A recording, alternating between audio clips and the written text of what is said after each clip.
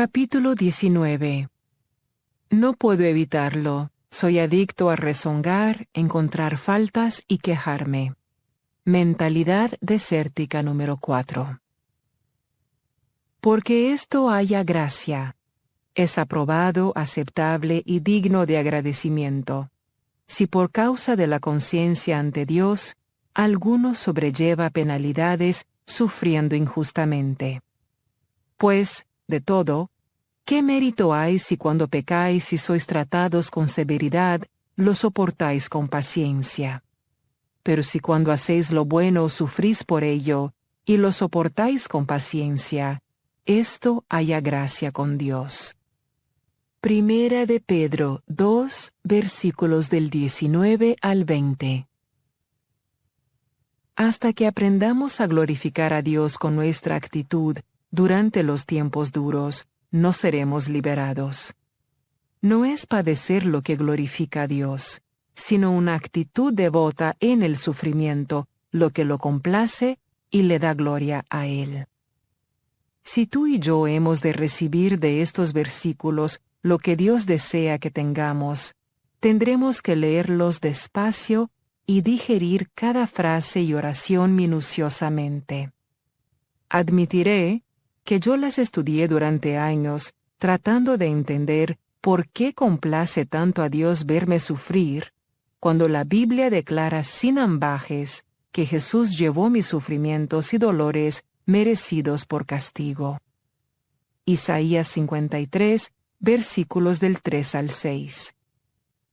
Me tomó muchos años darme cuenta de que el punto focal de estos versículos en Primera de Pedro no era el sufrimiento, sino la actitud que uno debía tener durante la aflicción. Observa la frase «con paciencia» que se emplea en este pasaje, que dice que si alguien nos trata indebidamente y lo soportamos con paciencia, eso agrada a Dios.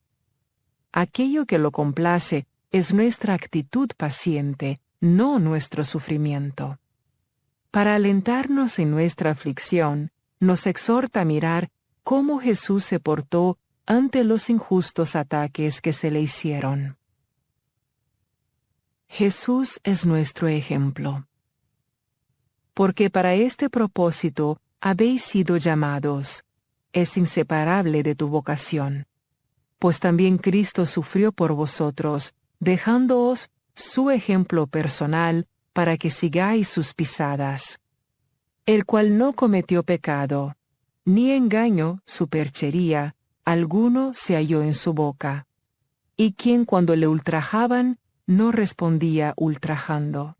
Cuando padecía, no amenazaba con vengarse, sino que se encomendaba, él y todo, a aquel que juzga con justicia. Primera de Pedro 2, versículos del 21 al 23. Jesús sufrió gloriosamente, en silencio sin quejarse, confiando en Dios sin importarle el aspecto de las cosas, permaneció imperturbable en toda situación.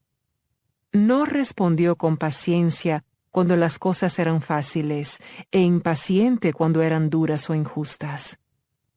La escritura anterior nos hace saber que Jesús es nuestro ejemplo y que Él vino para mostrarnos cómo vivir. La forma en que nos conducimos delante de otros les muestra cómo deben vivir.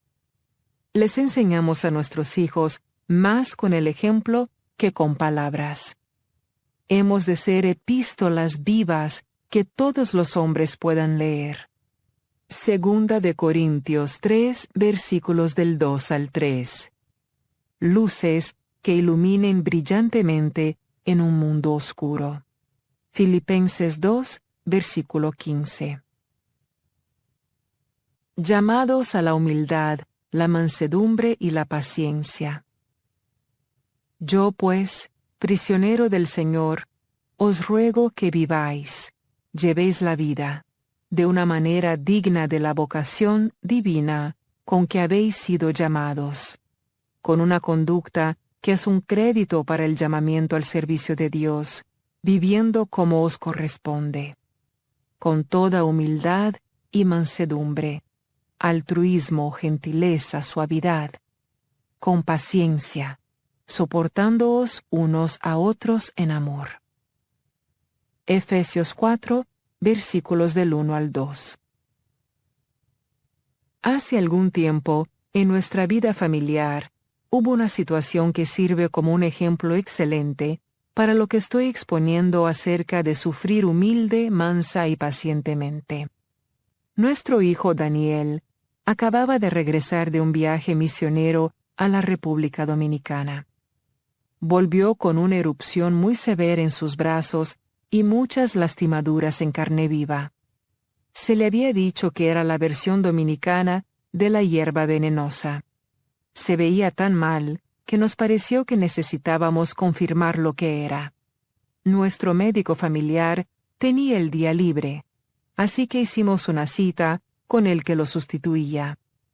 Nuestra hija Sandra llamó y concertó la cita, diciéndoles la edad de Daniel, que ella era su hermana y lo llevaría. Todos estábamos muy ocupados aquel día, incluida Sandra. Después de un viaje de 45 minutos, llegó a la consulta del doctor solo para que le dijeran: «Lo sentimos, pero nuestra costumbre es no tratar menores si no vienen acompañados de sus padres». Sandra explicó que cuando ella llamó, había especificado que ella llevaría a su hermano, que lo hacía con frecuencia debido a los muchos viajes de nosotros. La enfermera se mantuvo firme de que él tendría que ir acompañado de un padre. Sandra tuvo una oportunidad de molestarse. Se había esforzado agregando aquella gestión a su ya muy cargada agenda, solo para enterarse que sus planes y esfuerzos habían sido en vano. Le esperaba otro viaje de 45 minutos y todo había sido una pérdida de tiempo. Dios la ayudó a permanecer calmada y amorosa. Llamó a su papá, quien estaba visitando a su madre, y él le dijo que iría a hacerse cargo de la situación. Dave había sentido aquella mañana que debía ir a nuestras oficinas y recoger algunos de mis libros y mensajes grabados sin siquiera saber para qué lo estaba haciendo. Solo sintió que debía hacerlo. Cuando llegó al edificio del médico, la mujer que inscribía a los pacientes y ayudaba con el papeleo, le preguntó a Dave si él era un ministro y si estaba casado con Joyce Meyer. Él le contestó que sí, y ella le contó que me había estado mirando en televisión y había oído bastante de nuestros nombres para preguntarse si seríamos las mismas personas. Dave conversó con ella un rato y le dio uno de mis libros sobre la sanidad emocional. Mi objetivo al contarles esta historia es este. ¿Y si Sandra hubiese perdido los estribos y hubiese sido impaciente? Su testimonio hubiera quedado perjudicado, si no arruinado por completo. En realidad, hubiese podido hacerle daño a la mujer que me ve en televisión, y después observara a mi familia portándose mal. Muchas personas en el mundo están tratando de encontrar a Dios, y lo que les demostramos es mucho más importante que lo que les decimos. Por supuesto que es importante lo que verbalmente les hablamos del Evangelio, pero hacer eso y contradecir lo que hemos dicho con nuestra propia conducta es peor que no decir nada. Sandra soportó su injusticia con paciencia en esta situación, y la palabra de Dios establece que estamos llamados a esta clase de conducta y actitud. La aflicción soportada con paciencia por José. Envió a un hombre delante de ellos, a José, vendido como esclavo. Con grillos afligieron sus pies. Él mismo fue puesto en cadenas hasta que su predicción a sus crueles hermanos se cumplió. La palabra del Señor lo puso a prueba. Salmo 105, versículos del 17 al 19. Como ejemplo del Antiguo Testamento, piensa en José, quien fue injustamente maltratado por sus hermanos. Lo vendieron como esclavo. y le dijeron a su padre que había sido muerto por una fiera. Entretanto lo compró un hombre rico llamado Potifar, quien lo llevó a su casa como esclavo. Dios le dio favor a José donde quiera que fue, y pronto tuvo el favor de su nuevo dueño. José siguió siendo ascendido, pero le sucedió otra injusticia. La esposa de Potifar trató de seducirlo para tener amores con él, pero por ser un hombre íntegro, no quiso tener nada con ella. Mintiéndole a su esposo, ella contó que José la había atacado, lo que lo lanzó a la cárcel por algo que no había hecho. José trató de ayudar a otros durante todo el tiempo que estuvo en prisión. Nunca se quejó, y por haber tenido la actitud debida en la aflicción, Dios finalmente lo liberó y lo ascendió. Al final tuvo tanta autoridad en Egipto que nadie más en todo el país estaba por encima de él, salvo el mismo faraón. Dios también lo reivindicó ante sus hermanos, en que ellos tuvieron que venir a él procurando comida cuando toda la tierra sufría hambruna. Una vez más, José demostró una actitud piadosa al no maltratarlos, a pesar de que lo merecieran. Les dijo que lo que ellos habían hecho a fin de perjudicarlo, Dios lo había cambiado para su bien, que ellos estaban en las manos de Dios, no en las de él, que él no tenía derecho a hacer nada, sino a bendecirlos. Ver Génesis, capítulos del 39 al 50. Los peligros de quejarse. Ni provoquemos al Señor, poner a prueba su paciencia, volvernos una prueba para Él, criticarlo y explotar su bondad, como algunos de ellos le provocaron, y fueron destruidos por las serpientes. Primera de Corintios 10, versículo 9. Ni murmuréis, como algunos de ellos murmuraron, y fueron destruidos por el destructor. Primera de Corintios 10, versículo 10. Estas cosas le sucedieron como ejemplo, como advertencia para nosotros, y fueron escritas como enseñanza para nosotros, para quienes ha llegado el fin de los siglos, la consumación y última era. Primera de Corintios 10, versículo 11. En estos pasajes podemos apreciar enseguida la diferencia entre José y los israelitas. Él no se quejó en absoluto, y todos ellos se quejaron por todas las pequeñas cosas que no les gustaban. La Biblia es muy específica acerca de los peligros de rezongar, encontrar faltas y quejarse. El mensaje está muy claro. Las quejas de los israelitas les abrieron las puertas al enemigo que entró y los destruyó. Ellos debían haber agradecido la bondad de Dios, pero no lo hicieron, y pagaron el precio. Se nos dice que la relación completa de sus sufrimientos y muerte se escribió para mostrarnos lo que sucederá si nos comportamos de la misma manera. Tú y yo no nos quejamos con la boca a menos que nos hayamos quejado primero mentalmente. Quejarse es definitivamente una mentalidad desértica que nos impedirá cruzar los obstáculos hacia la tierra prometida. Jesús es nuestro ejemplo y deberíamos hacer lo que Él hizo. Los israelitas se quejaron y permanecieron en el desierto. Jesús alabó y fue levantado de entre los muertos. En este contraste podemos ver el poder de la alabanza y la gratitud, y también el poder de la queja. Sí, quejarse, rezongar, murmurar y encontrar faltas tienen poder, pero es un poder negativo. Cada vez que entregamos nuestras mentes y bocas a cualquiera de ellos, le estamos dando a Satanás un poder sobre nosotros que Dios no lo ha autorizado a tener.